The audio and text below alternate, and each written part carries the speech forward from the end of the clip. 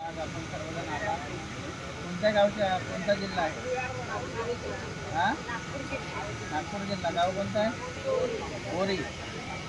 तालुका कोही. कोही. अच्छा. तर आज अतिशय आनंदाची गोष्ट आहे की परमपूज्य परमवंदनीय भदंत संघानंदजी महास्तवीर यांच्या सानिध्यामध्ये त्यांच्या आशीर्वादाने आज आपण या ठिकाणी येऊन आपण आपल्या गावामध्ये एका बुद्धविहाराचं सुंदरशा अशा विहाराचं निर्माण केलं आणि परमपूजनीय भंतेजींच्या वतीने त्यांचा एक आशीर्वाद म्हणून बोधिसत्व डॉक्टर बाबासाहेब आंबेडकरांची एक प्रतिमा आपणास ते दान करीत आहे. भगवान बुद्धाचा जो धम्मा आहे, या धम्मामध्ये ज्या 10 पारमिता आहेत, त्या 10 पारमितांमध्ये पहिली पारमिता ही कोणती आहे? दान. भगवान बुद्धामध्ये जे 32 लक्षण होते, त्याच्यातलं एक लक्षण हे होतं की भगवान बुद्धांच्या तोंडामधून निळ्या कमळाचा वास होता. जे 32 लक्षणं होते त्याच्यामधून एक लक्षण होतं भगवान बुद्धांच्या तोंडामधून नील कमळाचा वास यायचा. तर जेव्हा जेव्हा ते धम्माची देशना करायचे तेव्हा तेव्हा त्यांच्या शरीरातून आणि त्यांच्या वाणीमधून सदैव सुगंध यायचा. म्हणून आपण काय म्हणतो? सुगंधी काय वदन. वंदना येत असेल ना तुम्हाला? सुगंधी काय वदन अनंत गुणगंधीना सुगंधीना गंधेना पवित्र दीक्षा भूमि से भदंत संघानंद महास्तवीर सुगंधीने युक्त है. म्हणजे भगवान बुद्धाच्या 105 नंबर स्थान पर यहाँ पर हम लोग हैं और बोधिसत्व बोधि वृक्ष बुद्ध विहार बना हुआ है और बोधि वृक्ष बुद्ध विहार में भगवान बुद्ध की पवित्र बुद्ध धातु दान किया है और आज बोधिसत्व डॉक्टर साहब अम्बेडकर की जो प्रतिमा है उसको दोबारा और भगवान बुद्ध की और बाबा साहब की मूर्ति यहाँ पर दान कार्यक्रम है और इसीलिए यहाँ पर उपासक उपासिकाएँ आए हुए हैं और मेरे मन में एक था कि दान करना चाहिए, कुशल कर्म करना चाहिए. तो इसलिए दान के रूप में जिस तरह भगवान बुद्ध की स्टैचू करीब 3.5 फुट की दिया है. अभी ये बाबा साहब की पूर्ण केल्या होत्या म्हणून त्यांना महामायादेवी आणि शुद्धोधन राजासारख्या पित्याचं काय झालं? लाभ मिळाला. आणि बाबासाहेब आंबेडकरांची जी मूर्ती आहे ती मूर्ती आपण विहारामध्ये का ठेवतो? कारण आपण त्यांना काय म्हणतो? बोधिसत्व. तर बोधिसत्व कुणाला म्हटलं गेलेलं आहे? जो बुद्धत्व प्राप्तीकरिता प्रयत्न करतो त्याला बोधिसत्व म्हटलेलं आहे. आणि बोधिसत्वावस्थेमध्ये त्या माणसाला काय करावे लागते? आपल्या ज्या पारमी आहे त्या पारमी पूर्ण कराव्या लागतात. आता ते भंतेजी आहेत, भिक्षू आहेत, परंतु भिक्षू संघाच्या वतीने त्यांनी तुम्हाला काय म्हटलं? हे मूर्ती तुम्ही घ्या. का म्हटलं? कारण भिक्षूंना सुद्धा आपल्या दान पारमीला काय करायचं आहे? पूर्ण करायचं आहे, पूर्णत्वाला न्यायचं आहे. तर प्रत्येक मनुष्याला आपली पारमी ही पूर्ण करावी लागते. कारण प्रत्येक मनुष्य आपण कुठे आहोत? मरते लोकांमध्ये आहोत. एके दिवशी आपण मरणार आहोत. संधी सध्या अरे वा. परंतु मरणाच्या पूर्वी आपल्याला आपल्या पारमितांचा परिपूर्णपणे अभ्यास करून आपल्याला सुद्धा कुठे जायचं आहे? बुद्धत्वाकडे जायचं आहे, बोधिसत्वाकडे जायचं आहे.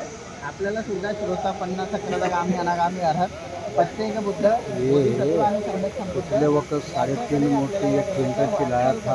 अच्छा. तो मेरे मन में ये था 350 क्विंटल. हाँ, तो मुझे ये लाया था कि दीक्षा भूमि में 25 साल से ये काम करता हूँ तो बुद्ध की मूर्ति दान कर दूँगा. तो इन्होंने बड़ा 2 मंजिल विहार बना दान कर दिया.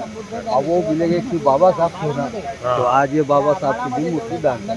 तो इसलिए सब लोग आ गए. मैं बोला लोगों का उद्देश्य था कि यार दीक्षा भूमि पर पैसे कमाना, लेकिन मेरा उद्देश्य वो नहीं. पैसा नहीं, मेरा उद्देश्य ऐसा तो अभी आपके सामने है. दान केलेलं आहे म्हणून दानाला अतिशय जास्त महत्त्व आहे.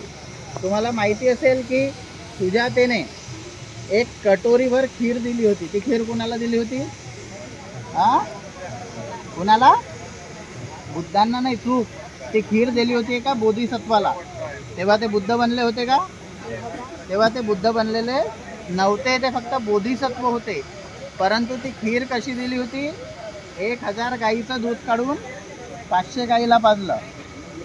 किती गाईंचं दूध काढलं? 1000 गाईंचं दूध काढून 500 गाईला पाजलं. 500 गाईंचं दूध काढून 250 गाईला पाजलं. 250 गाईंचं दूध काढून 175 गाईला पाजलं. 175 गाईंचं दूध काढून 150 गाईला पाजलं. 150 गाईंचं दूध काढून 100 गाईला पाजलं.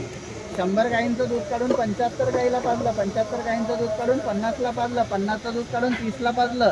30चं दूध काढून 20ला पाजलं. 20चं दूध काढून 10ला पाजलं. 10चं दूध काढून 5ला पाजलं. 5चं दूध काढून 3ला पाजलं. 3चं दूध काढून 2ला पाजलं. 2चं दूध काढून 1ला पाजलं. आणि त्या गाईचं दूध काढून मग त्याच्यामध्ये उच्च प्रतीचा केसर, शर्करा, मधू, जे काही त्या काळातले ड्रायफ्रूट होते ते सर्व टाकून त्याची खीर बनवली. आणि ती खीर कुणाला दिली? सिद्धार्थ गौतमाला, म्हणजे एका बोधिसत्वाला. मग त्यांनी ती खीर 49 घासामध्ये खाल्ली आणि 49 दिवसानंतर ते काय झाले? सम्यक संबुद्ध झाले. आणि म्हणून जेव्हा आपण काही बनवतो तेव्हा आपण काय बनवतो आपल्या घरामध्ये? खीर. तर खीर हे एक प्रतीक बनलेलं आहे. खीर हे एक रूपक बनलेलं आहे.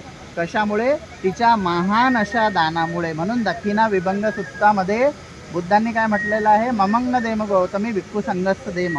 की जे महादान असतं ते कुणाला द्या? ममंग देम गौतमी. आपल्या मातेला सांगितलं भिक्खू संगस्त देम, मला देऊ नको, हे भिक्षू संघाला दे. आणि आज एका महान अशा भिक्षूंमुळे, परमपूजनीय आमचे गुरुतुल्य आहेत भंतेजी, थायलंडला होते, बरेच महिने थायलंडला होते. तिथे त्यांनी गहन असा ध्यानाचा अभ्यास केला. जंगलामध्ये राहून त्यांनी ध्यानार्जन केलं, ज्ञानार्जन केलं. बऱ्याच लोकांना भारतातून ते थायलंडला घेऊन गेले. बऱ्याच भिक्षूंना तिथे घेऊन गेले. भंतेजी महास्थविरापेक्षाही मोठे आहेत. भंतेजींना खूप वर्ष झालेले आहे. परंतु त्यांच्या मनातील जी करुणा आहे, त्यांच्या मनातील जी मैत्री आहे, मुदिता आणि उपेक्षा आहे, ज्याला आपण काय म्हणतो? ब्रह्मसहमपती शब्द ऐकला असेल ना, ब्रह्मसहमपती. त्यालाच म्हणतात मैत्री, करुणा, मुदिता आणि उपेक्षा. ह्या ज्या 4 गोष्टी आहेत त्याला ब्रह्मसहमपती म्हटलेलं आहे. तर त्यांच्या मनामध्ये करुणा जागृत झाली, एक मैत्री जागृत झाली की ही बाबासाहेबाची जी मूर्ती आहे ती आपण कुणाला काय करायला पाहिजे? द्यायला पाहिजे. की तुम्ही एक विहार बनवलं. तर विहार बनवणे हे अतिशय पुण्यप्रद काम आहे. बुद्ध धम्मामध्ये जे 9 प्रकारचे पुण्य असतात त्याच्यातलं एक पुण्य आहे विहाराची निर्मिती करणे. सम्राट अशोकाने किती स्तूप बनवले होते? 84,000. म्हणजे बुद्धाचे किती उपदेश होते? बुद्धांनी किती उपदेश सांगितले होते? भगवान बुद्धांनी किती सूत्र सांगितले होते? 82,000. किती? 82,000, 82,000.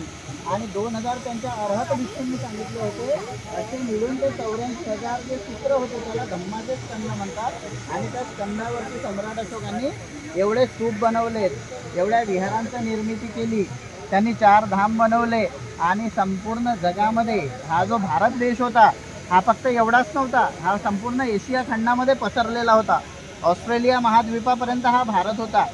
तर तेवढ्यापर्यंत त्यांनी काय केलं? आपली सगळं राजपाट संपत्ती जी होती, आपला मुलगा महामहिंद्र आणि आपली मुलगी संघमित्रा थिरी यांना सुद्धा त्यांनी काय केलं? भिक्षू आणि भिक्षुणी बनवलं.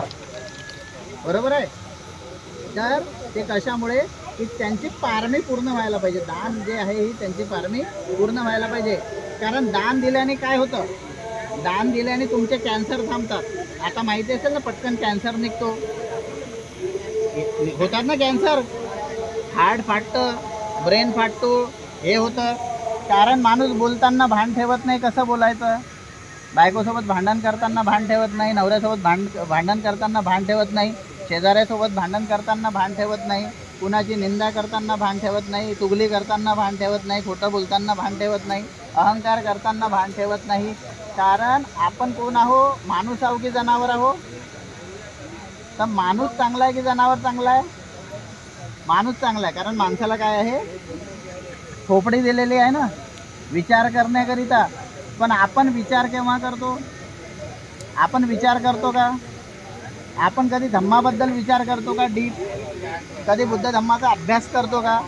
कधी आपण ध्यान करतो का? कधी आपण शील पालन करण्याचा प्रयत्न करतो का? कधी आपण भावना करण्याचा प्रयत्न करतो का? हे सगळं कशामुळे आपण करत नाही? आपल्या अज्ञानामुळे. त्याला इग्नोरन्स म्हणतात, अज्ञान. आणि बुद्ध काय म्हणतात? अविद्या पच्चया संखारा. अविद्येने सगळं काही क्रिएट होतं, जनरेट होतं, निर्माण होतं. आणि म्हणून त्या अविद्येला नष्ट कोण करेल? तुमचं चांगलं वाचन, तुमचं ध्यान आणि चांगल्या लोकांची संगती. कबुतराची जोड कोणासोबत होती? कबुतरासोबत. बगड्याची जोड कोणासोबत होती?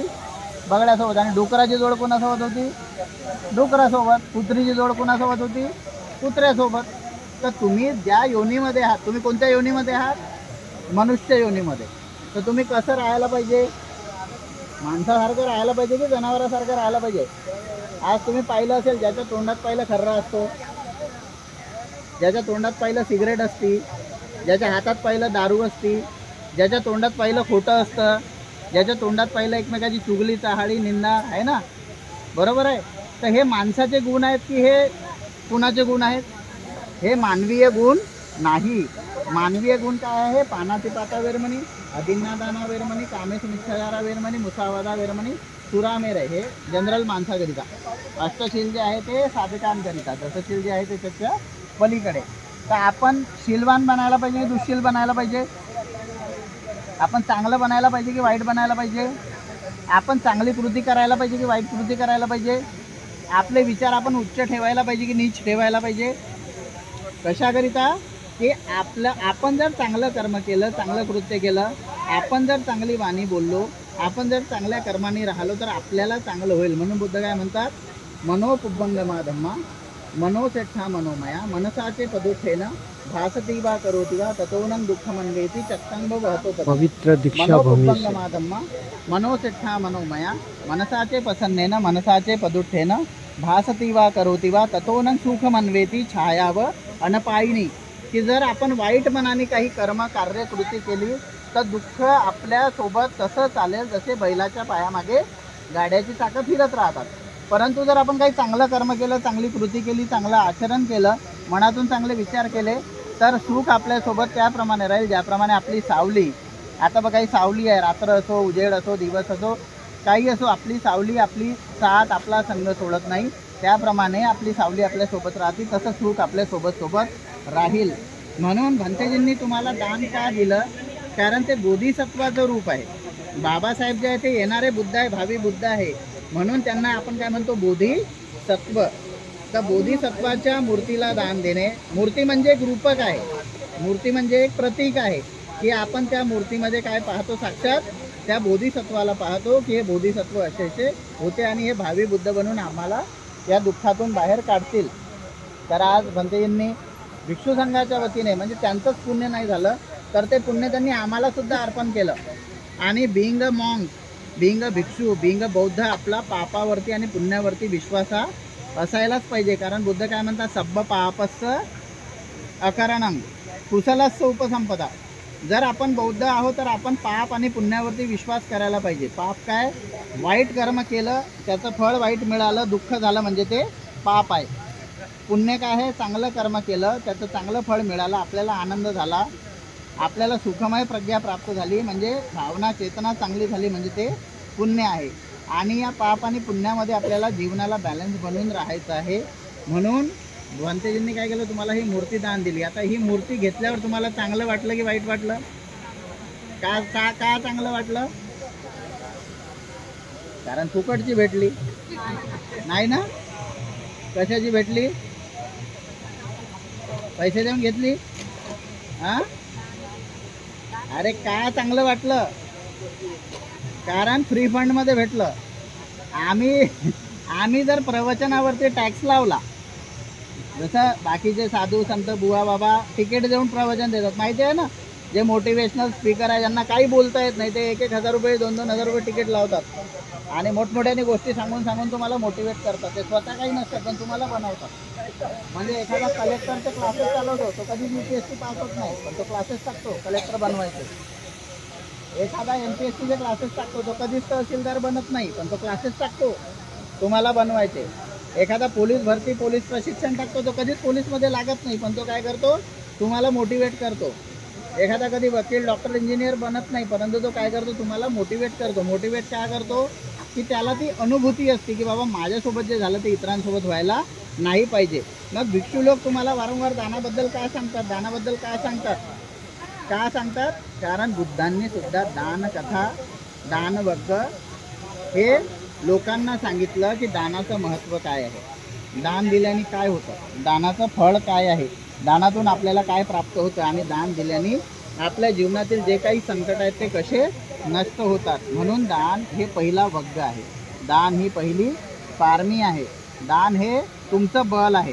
दान काय आहे, तुमची एनर्जी आहे, पॉवर आहे, बल आहे. आणि म्हणून भंतेजींनी तुम्हाला ते दान दिलं. दान दिल्याने बघा तुम्ही किती आनंदित झाला की आम्हाला बाबासाहेब मिळाले. पण फक्त आता ते बोर्ड दाखवत आहे, ते विहारात नेऊन ठेवू नका. त्यांची साफसफाई करणे, तिथे दोन्ही वेळ वंदना करणे, मोमबत्ती अगरबत्ती जाळणे आणि नेमकं त्या विहारात झाडू मारणे. कारण आम्ही महाराष्ट्रभर फिरतो, अशा भयंकर दुर्दशा आहेत विहारांच्या की आम्ही गेल्यावर आम्हाला झाडू मारावा लागतो. कारण तिथे कोणी जात नाही वर्षावासाच्या व्यतिरिक्त. तर विहारांमध्ये जायला पाहिजे. जसं तुम्ही आपल्या मुलांना शाळेमध्ये पाठवता, कशाकरिता पाठवता की त्याला चांगलं एज्युकेशन मिळायला पाहिजे. इंग्लिश मिडियममध्ये पाठवता ना, कशाकरिता पाठवता, फीज देता ना, मोठी मोठी फीज देता ना, कशाकरिता की त्याचं इंग्लिश चांगलं व्हायला पाहिजे, त्याला ज्ञान यायला पाहिजे आणि तो चांगला माणूस बनायला पाहिजे. तसं विहारामध्ये आपल्या मुलांना पाठवा की तो एक चांगला नागरिक बनायला पाहिजे, तो एक चांगला सिटिझन बनायला पाहिजे. त्याला बुद्ध धम्माचं ज्ञान जे आहे ती जाणीव व्हायला पाहिजे आणि तो बाबासाहेबांसारखा बनायला पाहिजे. म्हणजे आपण आदर्श म्हणतो ना, आदर्श समजतो का, की त्यांचा आदर्श घेणे. आदर्श म्हणजे त्यांचं रिफ्लेक्शन आपल्यामध्ये येणे. तर आपण आपल्या मुलांचा आदर्श काय ठेवायला पाहिजे, बुद्धासारखा बनायचा, बोधिसत्वासारखा बनायचा, डॉक्टर बाबासाहेब आंबेडकरांसारखा बनायचा आदर्श जर आपण ठेवतो तर ह्या मूर्ती एक सिम्बॉलिक असतात, एक रूपक असतात. रूपक म्हणजे ह्या मूर्त्या आपल्याला प्रेरणा देतात, ह्या मूर्त्या आपल्याला ऊर्जा देतात, ह्या मूर्ती आपल्याला मोटिवेट करतात की आपल्याला सुद्धा असं बनायचं आहे. आणि म्हणून आपण मूर्ती घेऊन जात आहात, चांगली गोष्ट आहे, आनंदाची गोष्ट आहे. पण त्याची देखरेख करा, त्याचं संगोपन करा आणि विहारामध्ये दोन्ही वेळ व्यवस्थित कमीत कमी मोमबत्ती अगरबत्ती लावून आहे ना, थोडेसे फुलं ठेवून वंदना करण्याचा प्रयत्न करा. भंतेजींच्या आशीर्वादामुळे हे झालं. पुनश्च तुम्हाला मनोकामना शुभकामना देतो की ठीक आहे, मंगल हो सगळ्यांचं. सब्बित्यो विवर्धन्तु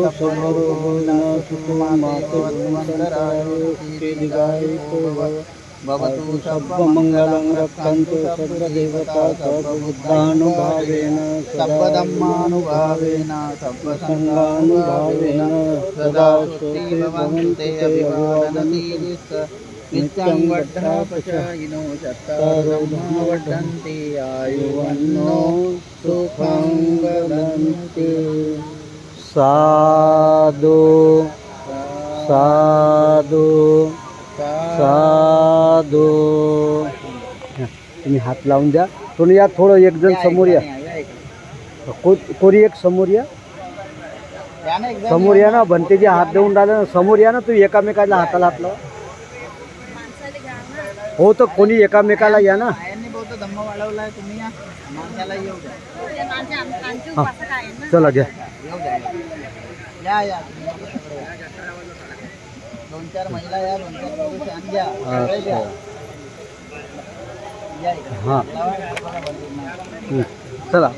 इचितं पचितं तुया तुयं क्षिपमेव समेत जातो सभ्ये पुरेंतो चित्तसंकप्पा चंदोपणरसो यत् आयु आरोग्य संपत्ति संग संपत्तिमेव ततो निब्बान संपत्ति इमिनाते समेजतो.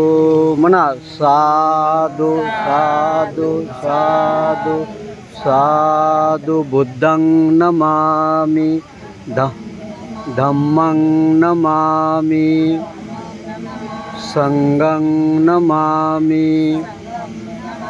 साधु साधु साधु. सोडून द्या.